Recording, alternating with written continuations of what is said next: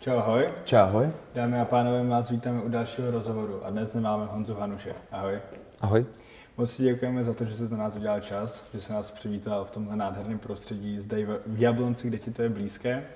No a na začátku bych tě poprosil, jestli by se nám mohl představit, nebo představil by se pro ty, kteří tě neznají. Tak moje jméno je Jan Hanuš. Vlastně jsem profesionální fotbalový brankář. V současné době působím v týmu FK Jablonec, což tady vidíme i vzadu. Samozřejmě fotbal mám rád, nějakým způsobem ho hraju od 6 let. Vlastně v 8 letech jsem se tak nějak zamiloval do chytání, takže od 8 let jsem tak nějak věděl a směřoval to k tomu, že bych chtěl být profesionální fotbalista brankář. Takže tak nějak tu cestu jsem k tomu směřoval a jsem rád, že pořád po ní jdu a můžu pokračovat a dělat to, co mě baví. Jak vypadá běžný den profesionálního golmana? Tak běžný den, samozřejmě já už mám rodinu, takže vlastně když vstávám, tak vlastně s manželkou vypravujeme děti. Mám vlastně 7letého kluka Jonáše a 3letou holčičku Adinku, takže vlastně po ránu vypravujeme do školy, do školky, s tím, že ještě vlastně ráno ve venči pejska máme. Potom jedu na trénink, takže vlastně dopoledne takový, že strávím vlastně tady. A potom záleží, co to je za den. Kdyby to byl den jako dnes, kdy vlastně uprostřed týdne, když vlastně ten cyklus je takový, že ten den je nejnáročnější, takže vlastně pak máme ještě odpolední další fázi. Takže vlastně během toho dne se vlastně tolik toho nestihne, ale když máme vlastně ten trénink jenom jeden, tak vlastně po nějakém obědě okolo třeba 12:30 jedu domů s tím, že vlastně chvilku jsem doma a pak jedu zpátky vlastně do Jablonce, protože syn hraje taky za Jablonec, takže s ním jdu na trénink, takže občas chodí i na brankářské tréninky, takže tam nějakým způsobem pomáhám. Je to golman? Hraje i v poli, ale tak nějak bych chtěl chytat taky. No. Okay. Takže vlastně trávím to de facto hodně fotbalově, no, takže buď to doma s rodinou nebo na hřišti. Když se podíváme víc dozadu, jaký je nejhezčí a nejhorší zážitek nebo zápas, na který jako vzpomínáš? Tak ten nejhezčí věřím, že ještě přijde. V tomhletom modu jsem tak nějak nastavený. Samozřejmě, kdybych měl nějaký zmínit, tak moc hezký to bylo, když jsme hráli vlastně na Celticu, kde bylo nějakých 50 000 lidí, což bylo strašně hezký. Jako malej když jsem sledoval zápasy Ligy mistrů vlastně Celticu, tak když jsem tam slyšel, jak tam vlastně zpívají ty lidi, tak vlastně už v tu chvíli jsem si říkal, že by to byl sen to někdy jakoby zažít a vlastně se mi to vyplnilo, což bylo úžasný a byl jsem na to strašně rád a vděčný. A i teď, když o tom mluvím, tak mám takovou trošku husinu. No a ten nejhorší samozřejmě těch zápasů, kdy třeba to nebylo podle mě nějaký představy, bylo víc. Samozřejmě na to nahlížím už trošku jiným způsobem s tím, že vlastně když se udělá nějaká ta chyba, tak to beru tak, že mě to nějakým způsobem může posunout. Takže těch zápasů, když se to třeba nepovedlo, tak de facto mi to spíš něco dalo. Takže to neberu jako, že ten zápas byl nejhorší, ale de facto i tak pro mě to bylo nějakým způsobem výhra, protože mě to posunulo dál. Takže že bych úplně řekl nějaký nejhorší zápas, to asi ne. Samozřejmě chytal jsem nějaký zápasy, kdy mi nebylo dobře nebo mě něco bolelo hodně, ale to tak nějak beru, že to obnáší a je to spíš takový to překonávání sám sebe i přesto to zvládnout, být koncentrovaný a ten zápas odchytat dobře, tak aby nebylo nic poznat, ale i abych pomohl tomu týmu. Kdybyste mohl porovnat působení ve Slávii, která vás vychovala, a teď tady právě působení v Jablonci, jaký jsou rozdíly mezi tréninkama nebo chod klubu?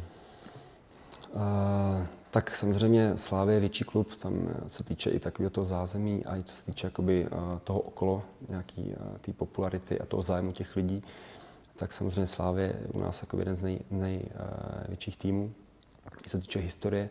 Takže vlastně já, když jsem přišel jako dorostenec v 15 do Slavie, tak jsem měl takový ten sen hrát jenom za A tým, což se mi povedlo a vlastně nebylo to úplně jednoduchý v tom, že vlastně člověk se mění, že? Tak já teďka vlastně zpětně na to člověk kouká jinak, tak ono už to je nějakých 15 let, takže člověk si něco prožil a jednak uvažoval jinak ve 20, jednak člověk uvažuje jinak v 25, ve 30, 35, tak nějakým způsobem se posouvá, vyvíjí, ale spíš ten fotbal beru takový, že se posouvám i jako člověk a i vlastně i těma výkonama, s těma fotbalovýma věcma, že rostu, takže beru to jako, že taková pro mě cesta, takže i spoustu věcí jsem se jako během toho naučil, nejen fotbalové, ale i o sobě samém.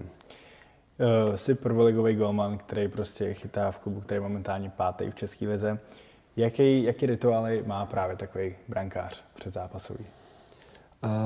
Tak těch rituálů je nějakým způsobem asi víc, protože jedu tak nějaký podobný mod, tak abych se na to stejně připravil. Takže i co se týče nějaký ty rozcvičky, tak jedu docela dost podobné jako věci před každým zápasem. S tím, že takový ty drobné věci, že pravou nohou začínám na hřišti, pak věci, co se týče nějakého rozběhávání, rozcvičení, tak furt dělám ty věci tak nějak podobně, abych vlastně byl v nějakém tom svém komfortu. A se týče nějakého pak ještě úplně předzápasového, tak vlastně se mu pomodlím před zápasem a jdu na to. No. Takže těch věcí tak nějak je celkem dost tady v těch věcech. No. Tak jsem se teďka vzpomněl na Nadala, když měl ty úplně různý ty věci, když otáčel lahve a tak, tak jako říkám, že ale není to špatný na tady ty věci, jako se týče nějaký ty koncentrace, že člověk je v tom zápase a nemyslí na ty věci jako okolo, takže se nenechá tak rozptylovat a je vlastně ponořený do sebe. Jaká je pro vás nejlepší regenerace po zápase nebo po tréninku? Pro mě regenerace asi úplně nejlepší je spánek, musím říct v tomhletom, protože ten spánek je pro mě alfa omega jako z toho všeho, protože vím, že jak nejsem vyspalý, tak to na mě jako působí hodně, takže pak se musím celkem překonávat, abych mohl nějakým způsobem působit dobře. Ale tak co asi používám, tak občas nějakou masáž chodím a s tím, že se celkem docela dost protahuju, takže tady to jsou věci, co se týče takovéhle regenerace. OK, když se podíváme na tvoje současné kariérní působení, jaký jsi dostal třeba nabídky ze zahraničí v průběhu své kariéry? Tak co se týče těch nabídek, tak že tam řešilo nějaký Dánsko a Francie, tak to byly tady ty asi 2 větší nabídky, co se řešilo. Nakonec to pak vlastně z nějakých různých důvodů byli se na mě dívat, pak se ještě možná rozhodovali mezi někým jiným, bylo to v nějakém užším výběru, tak se takhle jako to v té konečné fázi pak nedopadlo.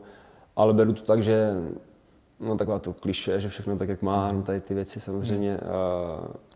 Dopadlo to tak, jak si myslím, že mělo, protože tak člověk zpětně má nějaké jakoby věci, nějak přemýšlí a pak, když si to vyhodnotí, tak ví, že prostě tam, kde je, tak tam zrovna má být, jako když to v tom takže to beru, takže ano, mohl jsem jít a nemohlo to dopadnout, ale spíš jsem to bral tak, že chci ty zápasy a věci zvládnout vlastně v tom daném týmu. Když jsem byl, nevím, na Slávii, tak jsem vlastně měl ten cíl v tom prostě chtěl za ten A tým.